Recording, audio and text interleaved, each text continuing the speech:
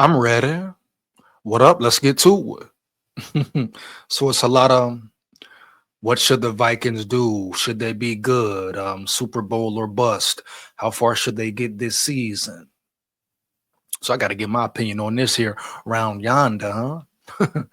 A real opinion on about what type of season should the Vikings have? Now, should they be a Super Bowl team? Should they just strictly make the playoffs and that's enough? Do they need to make a deep playoff run, a playoff push? Will that be satiating for Vikings fans, Vikings media, for the squad, for the team? But it's a lot of questions. How good, just how good should they be? So let's get right into it. You ask me. Like I said last season, they were a playoff team and they accomplished that goal. All right, boom, cool. Now they fell short as far as the overall season, the main goals, how far they should have made it in the playoffs. You can say that's a fail, right? You can say that's a fail. Even with all the circumstances that were given, Sam Darnold, brand new quarterback in a new system. Boom, shout out, salute KOC for doing that. Turning that story around, right? Changing the narrative, painting a different picture. Same thing he did with Kirk Cousins. Same thing he will do with jjmccarthy when it's all said and done, huh? And the smoke clears. But you ask me, regular season, boom, success, playoff failure. But I expect the same thing. Hold up. Matter of fact, I expect more. Oh, yeah, baby. Oh, yeah. I stand on that 10 toes down heavy.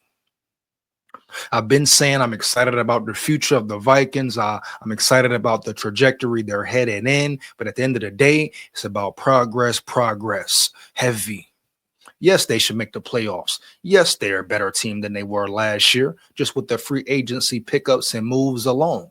Shout out, salute, boom, Quasi on that one round yonder.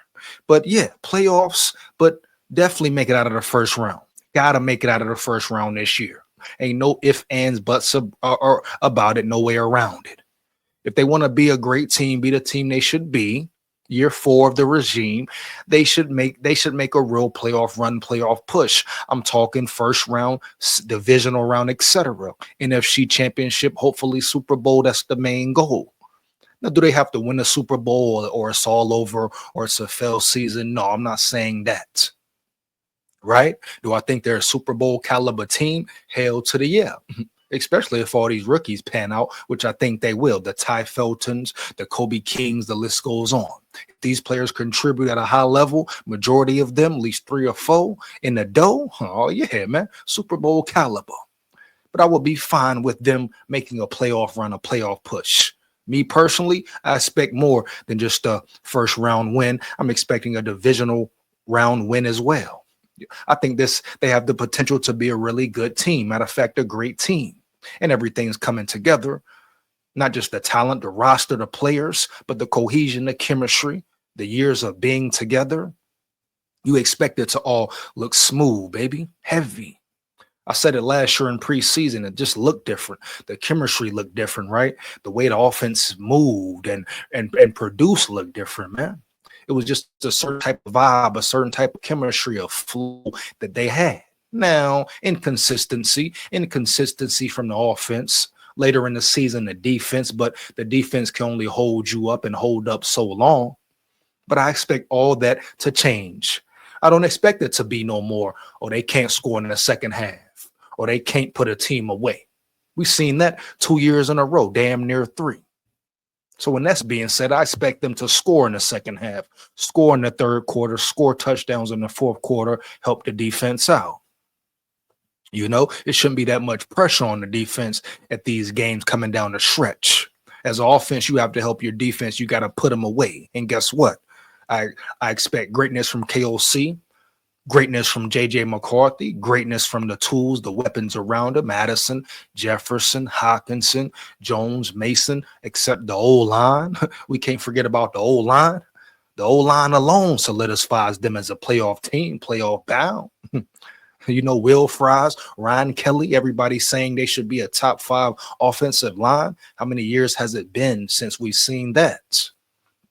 Huh? No more Bradbury, no more Soft Reisner. No more Garrett Bradbury being the first one in the lunch line with his soft big back ass, huh? Asking for extra chips with his dip. You know what I'm saying? So that's just exciting in itself. The O-line play, trench play. Finally, they can run the ball. They don't got to throw the ball in the red zone. Goal line, boom, pound the rock, break a team down. Late in the game, second down, first down, they can run the ball, get 5 yards, get 8 yards, have the breakaway run, break a team down, take their will, right? Take their soul, baby. That's what it's about. Playoff football, right? But they can also go over the top, go over your head top, make your head drop, be much more than a finesse team. We don't need no Miami Dolphin play around here, around yonder, right? You know, it's cool to have finesse, be able to excite the crowd, get the big plays, stretch the field, and they have that with the receivers they have. You expect rookie Ty Felton, his speed. I expect him to be the third receiver, third option. I think he's going to beat Jalen Naylor out. No disrespect to Speedy, but Naylor, now he still can improve himself, but Naylor showed me enough from the drop passes, bad routes, inconsistency with getting open, et cetera, et cetera. So I think Ty Felton will solidify that number 3 receiver spot and contribute way more than people expect, not just on special teams, but second down, third downs. You know, great things are coming from Ty Felton. Heavy. Just look at his production. Look at his production at Maryland, the number of receptions he had. Dude's a playmaker. Dude's a baller. Heavy. Explosive, high-power offense. But like I say, we don't need no Miami Dolphins round yonder. They can also be able to run the ball with Mason, pound the rock. That's very important. That's playoff football. That's Super Bowl caliber, Super Bowl winning football at the end of the day. And they finally have that. And they haven't had that for quite some time. Everybody focused on JJ McCarthy. Okay, cool. Okay, technically he's still a rookie as far as physically in his first year, actually getting on the field, playing, right? Controlling the team, being a leader of the team at a young age, being a field general. We're going to see what all he can do, what he's really made of. But I think that boy gonna ball heavy, huh? And KOC gets a full year. We're really 2 years in now with him. Gets to really structure his program, develop him, teach him the ins and outs of the game, come up with a playbook strictly for him. KOC damn near already let the cat out of the hat, right? He basically said they're going to be more of a running team. He said it at the end of the Rams game at the presser. You know, finally he called out players. He said, we have to do something about this interior line, and they did that. Yeah, and he pretty much mentioned that they will be a run-first team. I'm not mad at that at all. But like I say, he needs to stay aggressive. That's his nature. That's the nature of the team. Don't lose that aggression, but at the end of the day, run the ball, pound the rock, and that's perfect for JJ McCarthy. Everybody says they can't run the same offense Jim Harbaugh ran at Michigan. Why not? Why the hell not? Build your team. Build your team to be able to run that type of offense. Run first, physical team, dominating the trenches. That's what they're doing now. And I never get people say, oh, McCarthy can't just sit back and throw it 40 times a game. He shouldn't have to if that's not his game. Are you an idiot? Are you a dummy? What are we talking about here, huh? Isn't it schemes, plays, schemes to fit the player? That's why you have questions like, does the player fit the scheme on both sides of the ball? So why would JJ McCarthy have to throw the ball 40 times a game? It doesn't make sense. It doesn't add up. Period. And KOC knows that. So why not put him in the best position to win? Running the ball, setting up play action. What JJ McCarthy is phenomenal at running. Dummies. Heavy, bro. People don't even be knowing about football, just capping and yapping, acting like JJ McCarthy got to be a Patrick Mahomes type quarterback or a Tom Brady type quarterback, right? You know what I'm saying? Acting like, did we not see Jalen Hurts in the Super Bowl? You know, even though he had a great game, the Philadelphia Eagles still tried to get their run game going, right? And Jalen Hurts made the big plays and big passes when he needed to, but Philly is a run-first team. That's why they built their trenches, domination. That's why they had to cancel the tush push, because it was domination. You adapt to your players, and that's what KOC is going to do, and his staff, homie heavy, just like Brian Flores and his staff adapts to the defensive personnel. Are you kidding me right now, dog? Get up out of here. Don't listen to these so-called experts, these fake analysts, some of these Vikings media who never took a hut hike in their damn life. Huh? Never played one snap of football, but got a lot to say about the Vikings and offense, or lack of JJ McCarthy's skills. Capping and yapping, dog. That's all it is. It's very irrelevant. But KOC will do a great job of putting him in the best position to win. That's what it's about, bro. So I say playoff push. Not anything less is unacceptable. Once again, they don't got to win the Super Bowl. That would be a plus, icing on the cake.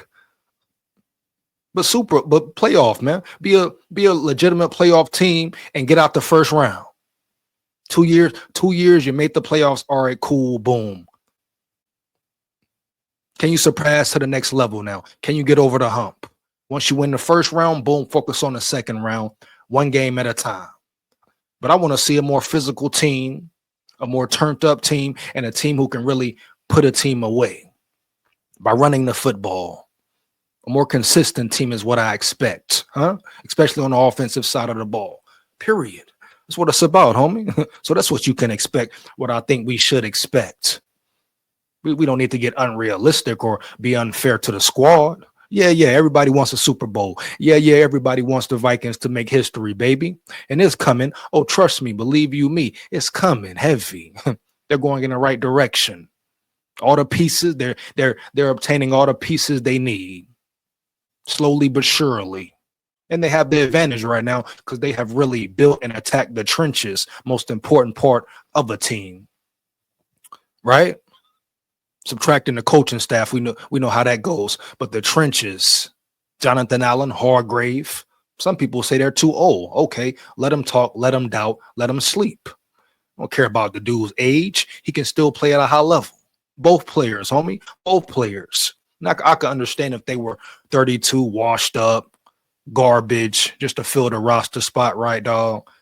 You know, all this and that, don't have it no more. But Jonathan Allen plays at a high level. Hargrave plays at a high level. We talk about the risk of injuries. What? Risk of injuries?